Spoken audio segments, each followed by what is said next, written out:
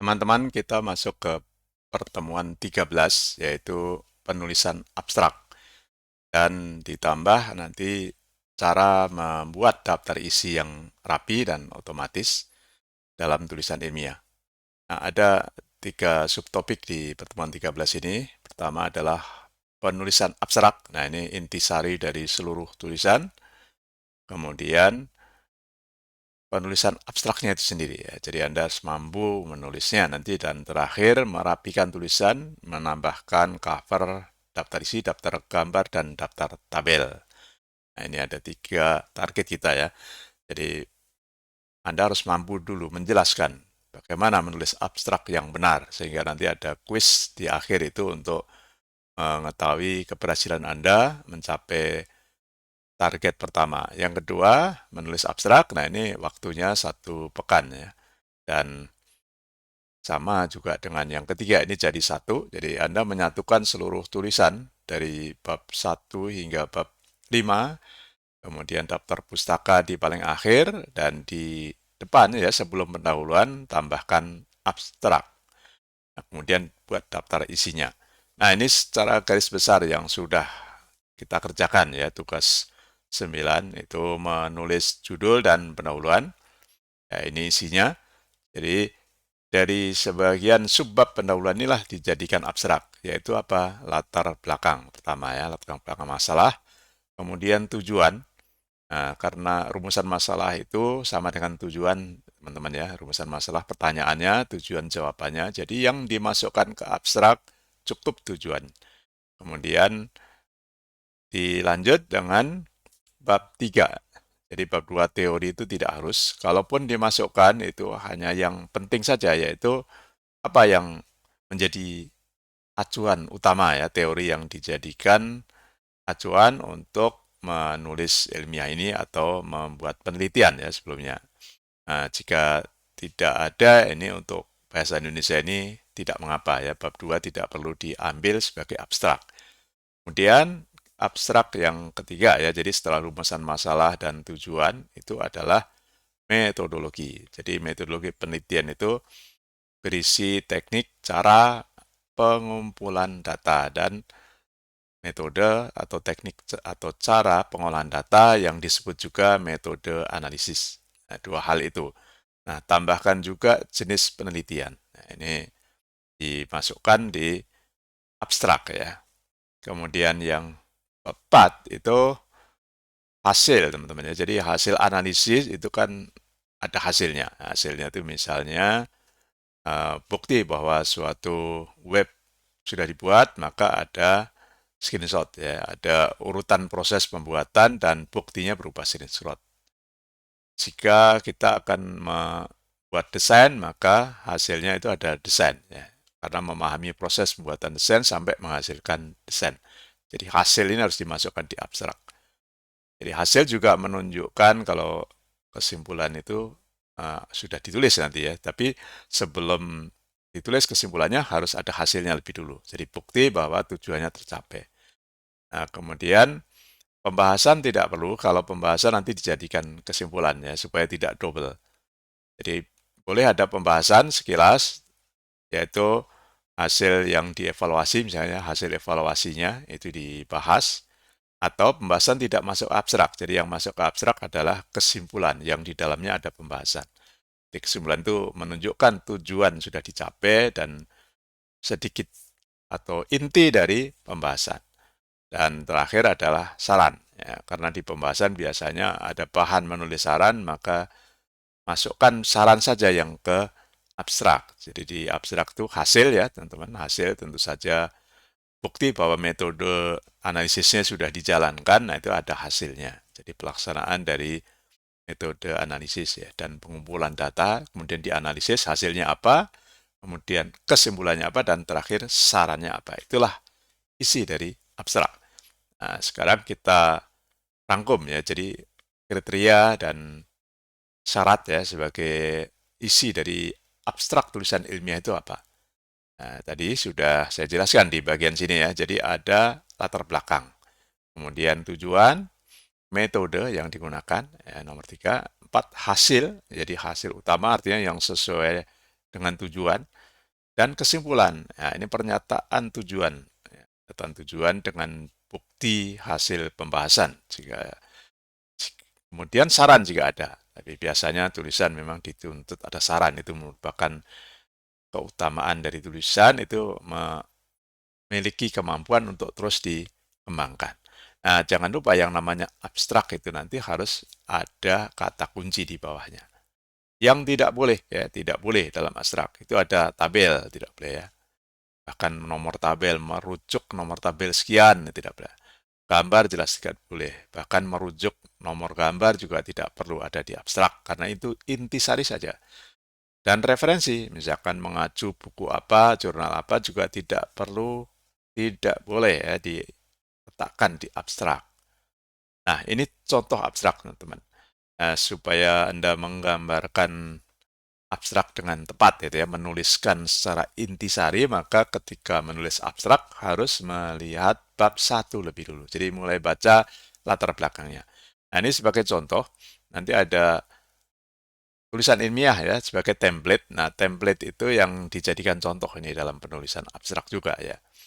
Jadi ada latar belakang 2 paragraf, kemudian diambil paragraf utamanya misalnya. Yang paling utama ada di paragraf pertama ini. Jadi wabah COVID-19 mengakibatkan penjualan baju di pasar tradisional menurun. Nah, ini karena judul tulisan ilmiahnya adalah penerapan pemasaran online atau pemasaran digital dengan marketplace. Nah, ini metodenya dan hasilnya adalah untuk berjualan baju ya, di toko A. Nah, ini di copy ke dalam abstrak. Cari cara yang paling mudah adalah ambil yang utama di copy. Jika terlalu panjang maka harus dirangkum ya, dirangkum tanpa mengubah makna. Nah, itu supaya menjadi pendek karena ada batasan tadi ya. Abstrak itu tidak boleh lebih 250 kata biasanya. Nah, kita akan mencoba menulis antara 150 hingga 250 kata. Jadi ini inti abstrak itu kan harus sangat singkat, tapi mencakup keseluruhan ya, dan harus dalam 1 paragraf. Oke, kita lanjut. Apa yang harus dimasukkan kedua? Di bab 1 itu ada rumusan masalah dan tujuan. Nah, yang dimasukkan ke abstrak cukup di tujuan. Nah, kalau tujuannya pendek seperti ini di copy paste teman-teman ya, di copy paste menjadi abstrak. Jadi abstrak bagian kedua adalah tujuan. Dan yang ketiga itu adalah metodologi atau metode yang digunakan, baik itu untuk pengumpulan data dan untuk analisis. Dan boleh juga kalau Anda pisahkan metode analisis dengan jenis penelitian, maka jenis penelitian dimasukkan. Nah, ini contohnya, kita ambil langsung ya, dengan sedikit merangkum 2 metode yang agak panjang, supaya abstrak tidak terlalu panjang. Jadi sama isinya ya, hanya beda sedikit kalimat. Misalkan data untuk menganalisis kebutuhan dan pengujian diperoleh melalui wawancara dan kuesioner. Jadi diambil dari sini ya, metode wawancara digunakan untuk ngambil data. Baik itu data kebutuhan gitu ya. Data analisis yaitu ada wawancara, artinya setelah evaluasi teman-teman, yaitu ada wawancara dengan pemilik toko A tadi, penjual baju ya. Nah, demikian pula kalau ingin menggunakan kuesioner. Nah, kalau dua-duanya dibutuhkan berarti ditulis. Jadi metode pengumpulan data dan metode analisisnya juga ditulis. Jadi ini dibuat 2 kalimat untuk menjelaskan dengan mudah metode pengumpulan data dan metode analisis, yaitu karena ini penelitian jenis implementasi, maka metode analisisnya kuantitatif deskriptif. Ya. Jadi ini sudah dijelaskan beberapa kali, Anda cukup mengambil inti dari metode ini. Nah, bab berikutnya yang diambil adalah bab 4. Nah, bab 4 itu hasil, ya, hasil. Nah, Anda harus membaca kembali bab 4 yang sudah Anda tulis.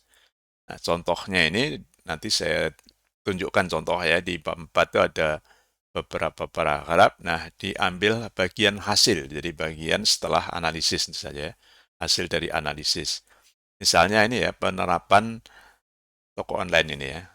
Kita menggunakan marketplace untuk jualan baju dilakukan sesuai dengan panduan yang tersedia di situs Bukalapak. Jadi ini termasuk metode ya, menggunakan teori kuantitatif dikerjakan langsung ya, diikuti tahap demi tahap dengan menggunakan data yang sudah diambil dari perusahaan, misalkan foto, harga, dan lain-lain ya.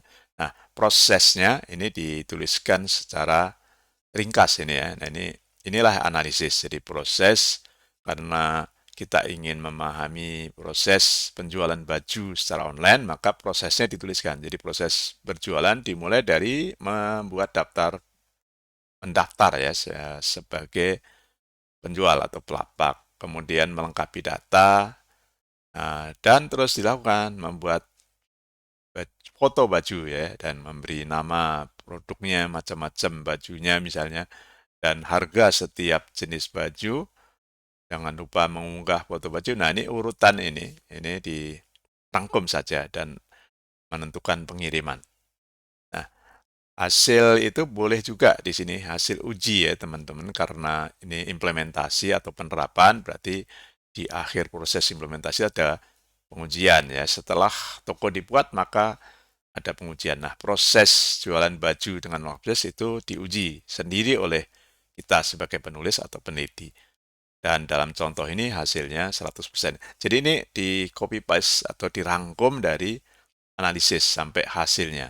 Nah, kalau analisis mencapai pengujian berarti hasil pengujian. Nah, kemudian yang terakhir ya, karena pembahasannya dimasukkan ke kesimpulan, maka yang diambil ke abstrak adalah kesimpulan dan saran itu saja ya. Jadi kesimpulan langsung diambil apa adanya kalau kesimpulannya pendek, atau kalimat 1-2 gitu ya. Kalau kesimpulannya 2 paragraf, mungkin intinya ada di paragraf pertama. Nah, inti kesimpulan itu adalah jawaban masalah atau pernyataan bahwa tujuannya sudah tercapai. Karena tujuannya ini memahami proses berjualan baju ya secara online. Ya, ini harus ditunjukkan. Maka dari hasilnya dapat disimpulkan bahwa proses penjualan baju secara online dapat dijalankan dengan marketplace Bukalapak sesuai dengan panduan yang tersedia di situs web. Nah, ini diambil langsung dari kesimpulan, teman-teman ya. Hasil uji cobanya ya dengan UAT. Nah, ini hasil uji coba oleh pemilik toko atau penjual ya. Jadi penjual baju menyatakan penerapan pemasaran online dengan marketplace Bukalapak ini sesuai kebutuhannya. Nah, itu saja supaya tidak terlalu panjang. Nah, kalau ada ide itu dimasukkan di saran, maka kita ambil dari saran. Jadi dari saran juga diambil abstraknya ya, adalah perlu penelitian lebih lanjut untuk mengevaluasi ya, proses dan hasil berjualan online. Apa itu? Misalnya penelitian lebih lanjutnya adalah diperlukan pelatihan. Ini karena pada saat pembahasan pengguna aplikasi ini, yaitu penjual toko, menyatakan masih kesulitan dalam membuat foto dan membuat teks ya, foto dan teks untuk komunikasi online itu, atau istilahnya copywriting ya. Jadi untuk melakukan promosi kan harus membuat deskripsi. Ya. Nah, masih kesulitan, maka disarankan proses penerapan selanjutnya itu mencakup juga pelatihan. Ini misalnya. Nah, ini diambil langsung dari saran. Kalau sarannya pendek, di copy, lalu di paste ke bagian paling bawah dari abstrak. Nah, di bawah abstrak nanti ada kata kunci, teman-teman. Baik, sebelum melihat contoh ya, template, ini sudah ada di Elena. Jadi dalam kuliah Bahasa Indonesia disediakan file template, yaitu docx, itu artinya yang formatnya Microsoft Word. Kalau Anda menggunakan LibreOffice, gunakan template yang ekstensinya ODT. Dan jika Anda tidak punya dua-duanya atau menggunakan Google Docs ya misalnya, sudah tersedia tautannya, yaitu di s.id tulisan ilmiah. Nah, ini adalah tautan template, tapi dalam format Google Docs. Jadi tidak perlu di-download yang ini, langsung Anda buat salinan dan kemudian ditulis di situ ya, disusun ulang tulisan Anda supaya rapi menggunakan Google Docs. Dan jika tidak ada internet, misalnya ada kesulitan, terus ingin menggunakan aplikasi selain Microsoft Word dan LibreOffice, silakan. Asalkan tadi ya, tulisan itu harus rapi, mengikuti prosedur yang sudah ditetapkan dalam tugas 12, ya. Dan penomorannya juga dipastikan ini kalau menggunakan Google Docs sedikit Nah, rumit karena ini pakai manual ya. Tapi kalau Anda menggunakan Microsoft Word atau LibreOffice Writer, ini banyak yang serba otomatis. Nah, itulah tugas yang harus Anda kerjakan, meskipun ini abstrak ya, tapi harus mencakup juga proses eh, penulisan keseluruhan ya, berarti termasuk apa? Cover. Ya, jadi tugasnya adalah buatlah abstrak, dan abstrak itu diletakkan sebelum pendahuluan nantinya ya. Nah, ini kriterianya jadi antara 120 sampai 250 kata ya, dan benar-benar intinya saja yang diambil seperti langkah-langkah tadi. Nah, abstrak itu diletakkan di bab sebelum pendahuluan. Jadi dia masuk halaman-halaman indeks, nanti nomor halamannya tergolong I, teman-teman ya.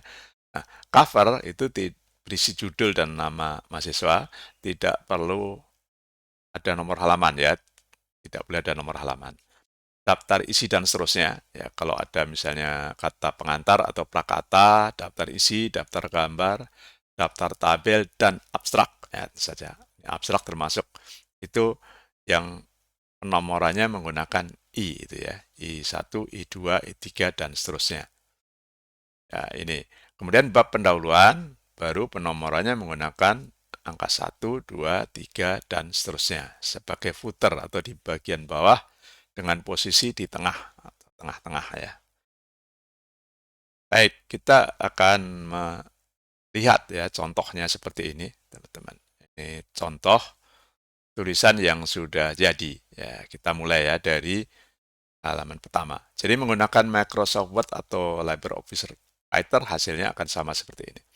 Ini judul ya, judul. Misalnya ini judulnya dibuat dengan font 18, boleh. Kalau Anda merasa terlalu kecil, boleh dibesarkan ya, tapi jangan besar-besar ya. Dibesarkan menjadi 20. Ini nama mahasiswa ya. Pastikan judul Anda kalau sebelumnya belum benar, jadi judul yang baik itu adalah ada 3 ya. Apa yang Anda lakukan, yaitu misalnya di sini pemasaran online, pembuatan desain web gitu ya, atau pengembangan situs web boleh ya, untuk apa ya, itu di sini. Nah, dan jangan lupa metodenya. Jadi ada 3 ya. Jadi apa yang dilakukan atau topiknya, ini metodenya, metode pemasarannya marketplace ya, atau teknologi yang digunakan, tekniknya, caranya, dan hasilnya untuk apa ya, tujuannya, yaitu untuk berjualan baju toko A. Oke. Ini nama dan ini sekolah tinggi dan program studi dan tahun.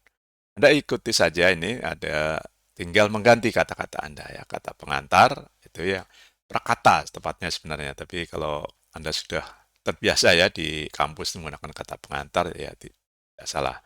Nah, perhatikan ini kalau Anda menyusun sendiri ya, tidak menggunakan template, maka ini harus ganti halaman. Harus insert page ya. Insert page dan ada di break. Ini tadi adalah halaman cover atau halaman pertama. Nah, ini halaman indeks, ini dimulai dari kata pengantar. Di kata pengantar itu menjelaskan secara ringkas ya, ini tulisan hasil dari penelitian apa, gitu, ada judul penelitiannya, dan ucapan-ucapan terima kasih itu biasanya diletakkan di kata pengantar. Sekali lagi, penamaannya itu ada kata pengantar, ada yang memberi namanya prakata. Tapi kalau di STTNet biasanya kata pengantar. Nah, lalu insert page biasa, karena ini sama-sama indeks ya, indeks I1. Nah, mulailah Anda membuat daftar isi. Buat judul dulu ya, judulnya headingnya sudah heading 2 ini dalam contohnya, heading 2. Jadi jangan diubah. Nah, ini dari sini kalau Anda menulis sendiri tidak menggunakan format template, maka harus insert table of content ya, membuat daftar isi. Nah, ini akan otomatis dengan syarat ya. Jadi tabel isi ini otomatis dengan syarat ketika Anda menulis semua ini sudah menggunakan heading. Nah, kita langsung lihat abstrak ya, abstrak. Tinggal klik. Nah, inilah abstrak pedomannya. Ikuti template ini. Jadi ini karena pedoman ini ada nomor-nomor ya. Nanti jangan pakai nomor abstrak ya. Jadi ada latar belakang. Yang kedua adalah tujuan. Nah, satu atau berapa kalimat tergantung jumlah tujuannya. Ketiga adalah metodologi, metodologi pengambilan data dan pengolahan atau analisis. Empat adalah hasil. Jadi hasil penelitian atau bukti bahwa rumusan masalahnya sudah diselesaikan, itu pasti ada hasilnya. Dan kelima, itu kesimpulan ya, kesimpulan menyatakan tujuan ya, tercapai ya, ditulis ulang dengan sedikit penjelasan. Dan terakhir, saran ya. Saran sebaiknya ada meskipun tidak wajib. Jadi ada 5 paling tidak ya, ada 5 yang harus ada. Tambah saran dan ini kata kunci itu 3 sampai 5 kata ya. Kata atau istilah kunci atau frasa kunci, karena kata kunci bisa saja 2 kata di ini dengan koma ya, dibatasi dengan koma. Nah, ini contohnya ya. Jadi ini pengambilan latar belakang yang warna merah. Warna biru keduanya adalah, yang kedua ini adalah mengambil dari tujuan, ya, copy paste. Kemudian ini metodologi tadi ya, yang contohnya, dan dari contoh nanti dari dalam kita lihat, kita ambil. Ini adalah hasil. Nah, dari hasil kan ada uji coba, ada bahasan dan lain-lain, maka mestinya sudah dapat disimpulkan. Jadi dari hasil analisis dapat disimpulkan bahwa, dan seterusnya ini copy paste dari kesimpulan. Kemudian yang paling terakhir ini satu kalimat, ini adalah copy paste dari saran. Nah, ini kata kuncinya, 3 kata ya, 3 frasa. Ini karena frasa ya. Berjualan online itu kita jadikan satu kata kunci, marketplace satu kata kunci, dan Bukalapak satu kata kunci. Oke, jadi setelah ini selesai di daftar isi, Anda harus insert new page ya, page baru atau template-nya, template baru, style baru, style halamannya. Nah, halaman yang pendahuluan ini penomorannya menggunakan 1. Saya tidak jelaskan lagi ya cara menulis pendahuluan. Hanya menunjukkan bagian mana yang di-copy sebagai abstrak. Nah, yaitu paragraf pertama. Ini di-copy paste jadi abstrak. Kemudian tujuan ini di-copy paste sebagai abstrak kedua. Ya, bagian 2 atau lanjutan dari latar belakang di abstrak adalah tujuan. Kemudian lompat ya, lompat ke bab 3 untuk mengambil metodologi. Nah, ini contoh teman-teman ya, kalau ada gambar itu di gambarnya harus dibuat dengan otomatis dengan reference seperti ini atau dengan caption ya, ini caption gambar itu dibuat bernomor otomatis nanti. Kalau gambarnya ada 2, 3, nanti gambar berikutnya akan nomor 2, 3, dan seterusnya.